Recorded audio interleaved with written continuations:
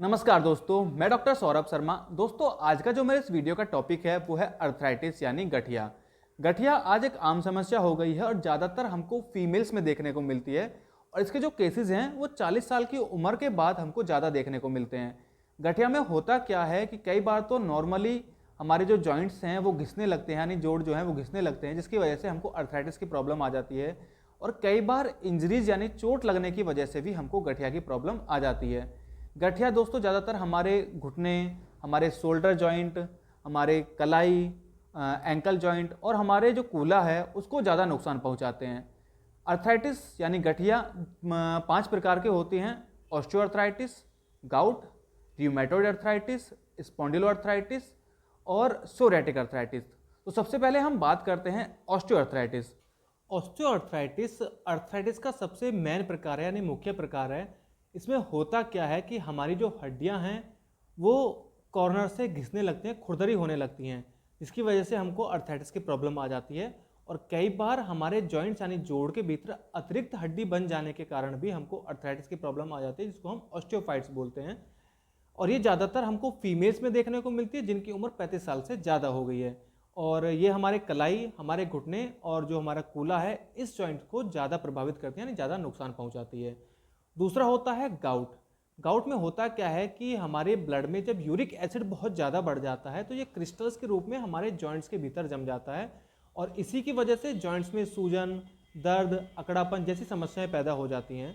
दोस्तों, अगर किसी को गाउट की प्रॉब्लम है, अगर आप उसके किसी जॉइंट को टच करके देखोगे जिसमें कि उसको गाउट की यानी अर्थराइटिस की प्रॉब्लम है, तो वो टच करने पे उसके शरीर के अन्य भाग की अपेक्षा ज़्यादा गर्म और ज़्यादा लाल भी हमको दिखाई देगा। तीसरा है दोस्तों र्यूमेटॉइड अर्थराइटिस।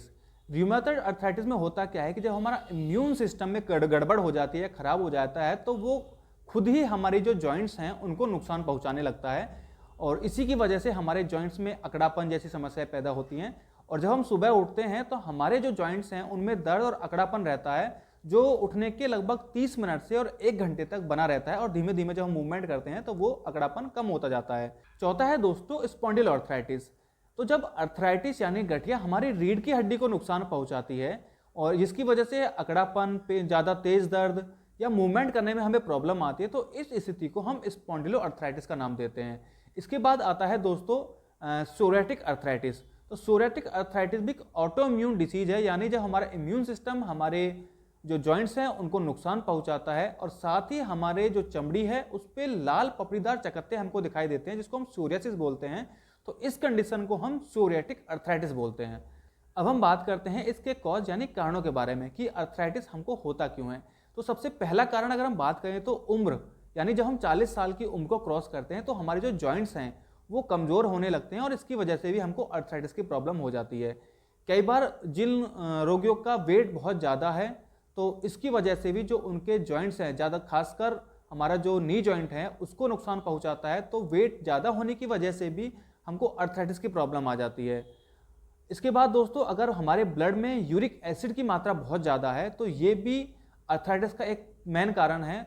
और अगर हमारा खान पान सही नहीं है, यानी हम अल्कोहल लेते हैं, हम तंबाकू का सेवन करते हैं, स्मोकिंग करते हैं या बहुत ज़्यादा तला भुना खाते हैं, तो इसकी वजह से भी हमको अर्थराइटिस की प्रॉब्लम आ जाती है या इंजरीज के कारण भी हमको अर्थराइटिस की प्रॉब्लम आ सकती है।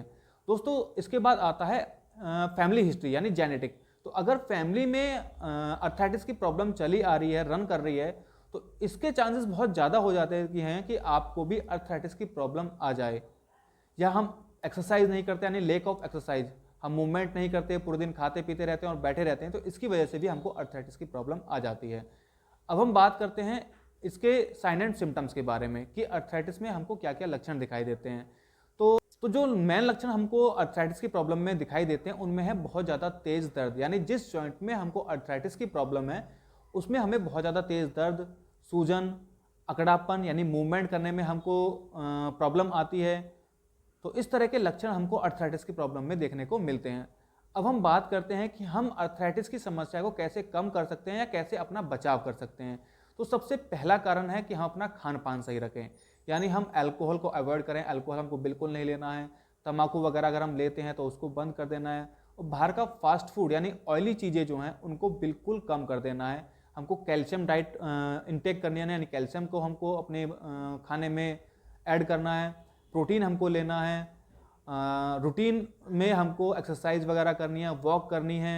और अगर आप अर्थराइटिस के पेशेंट हैं या गठिया के पेशेंट हैं तो हमको बहुत ज़्यादा तक बैठना नहीं है, बहुत ज़्यादा देर तक बैठे नहीं रहना है, क्योंकि इसकी वजह से जो हमारी मसल्स हैं वो जकड़ जाते हैं और जब हम उठ के चलते हैं तो हमको चलने में बहुत ज़्यादा प्रॉब्लम होती है, दर्द बहुत ज़्यादा होता है। तो इसलिए अगर आपको अर्थराइटिस की प्रॉब्लम है तो कंटिन्यू ज़्यादा देर तक हमको नहीं बैठना है, और जब भी आप उठ के चलें तो बहुत धीमे से उठ के चलें, अचानक से उठ के ना चलें, और अपना मूवमेंट बंद ना करें, धीमे धीमे अपना मूवमेंट करते रहें, जिससे कि थोड़ी बहुत देर में वो जो अकड़ापन है वो खत्म हो जाए। दोस्तों अब हम बात करते हैं इसके होम्योपैथिक मेडिसिन के बारे में, यानी होम्योपैथी में ऐसी कौन कौन सी मेडिसिन आती हैं जिनको लेने से हम अर्थराइटिस के प्रॉब्लम को सही कर सकते हैं या अर्थराइटिस को काफ़ी हद तक कंट्रोल कर सकते हैं। सबसे पहली मेडिसिन है वो है ब्राइनिया। ब्राइनिया हम उस कंडीशन में देते हैं जब गठिया हमारे घुटनों में हो और घुटनों के छूने पर हमें ज़्यादा गर्म और देखने पर ज़्यादा लाल दिखाई दे, मूवमेंट करने पे हमको प्रॉब्लम्स आए, यानी हम अच्छी तरह से वो अपने घुटनों को मूवमेंट नहीं कर पा रहे हैं, तो इस कंडीशन में ब्राइनिया 30 बहुत ही अच्छा वर्क करती है। आपको इसकी 5-5 बूंद दिन में 3 बार कुछ समय के लिए लेनी है, तो आपको जो गठिया की प्रॉब्लम है वो धीमे धीमे खत्म होती चली जाएगी। दोस्तों दूसरी मेडिसिन है बेंजोइक एसिड। तो जब यूरिक एसिड बढ़ने की वजह से हमारे जो जॉइंट्स हैं उनमें तेज दर्द, जकड़न जैसी समस्याएं आए, तो इस कंडीशन में बेंजोइक एसिड की हम 5-5 बूंद दिन में 3 बार लेनी है, और इसके कुछ ही दिन के लेने से हमको जो जकड़न की प्रॉब्लम आ रही है या हमको जो दर्द की प्रॉब्लम आ रही है वो धीमे धीमे कम होती चली जाएगी। और इसलिए आपको बेंजोइक एसिड 30 की जो 5-5 बूंद आप ले रहे हैं उसको 2 से 3 महीने तक रिपीट करना है। इसके बाद नेक्स्ट मेडिसिन आती है रोडोडेंड्रॉन। तो जब यूरिक एसिड बढ़ने की वजह से हमारे जो जॉइंट्स हैं उनमें सूजन बहुत ज़्यादा हो, दर्द बहुत ज़्यादा हो, और खास तौर पर हमारे जो पैर की उंगलियां हैं उनमें सूजन और दर्द बहुत ज़्यादा हो, तो इस कंडीशन में रोडोडेंड्रॉन 200 की 5-5 बूंद दिन में 3 बार लेनी है कुछ समय के लिए, तो आपके जो अर्थराइटिस की प्रॉब्लम आ रही है वो धीमे धीमे खत्म होती चली जाएगी। इसके बाद नेक्स्ट मेडिसिन आती है लीडमपाल। तो लीडमपाल उस स्थिति में बहुत ही अच्छा वर्क करती है जब हमारे स्मॉल जॉइंट्स, खासतौर पर हमारे हाथ और पैर की उंगलियों में हमको देखने पर सूजन और तेज़ दर्द महसूस हो और मूवमेंट करने पर टक टक की हमारे जॉइंट से आवाज़ आने लगे, तो लीडमपाल 200 की 5-5 बूंद दिन में 3 से 4 बार रिपीट करनी है, और इसके 15 दिन लेने के बाद ही आपको जो टक टक की आवाज़ आ रही है या जो सूजन और दर्द है उसमें आपको धीमे धीमे रिलीफ मिलना स्टार्ट हो जाएगा। इसके बाद नेक्स्ट मेडिसिन आती है रस्टॉक्स 200। रस्टॉक्स 200 हमारी बॉडी में कहीं भी किसी भी जॉइंट्स में अगर हमको अर्थराइटिस की प्रॉब्लम है, तेज़ दर्द और सूजन हो रही है, तो रस्टॉक्स 200 की 5-5 बूंद दिन में 3 बार हमको कुछ समय के लिए लेनी है, तो हमारे जो जॉइंट्स का जो मूवमेंट है या जो तेज़ दर्द है, सूजन है, वो धीमे धीमे खत्म होता चला जाएगा। तो दोस्तों अगर आपको ये मेरी वीडियो पसंद आई है, मेरी इन्फॉर्मेशन पसंद आई है, तो मेरी वीडियो को लाइक करें, शेयर करें, और अभी तक मेरे चैनल को सब्सक्राइब नहीं किया है तो मेरे चैनल को सब्सक्राइब करें और बेल आइकन दबाना ना भूलें, ताकि आगे आने वाले वीडियोस के नोटिफिकेशन दोस्तों आज तक आप तक पहुंचते रहें और आप मेरी जो इन्फॉर्मेशन है उसको लाभ उठा सकें। धन्यवाद।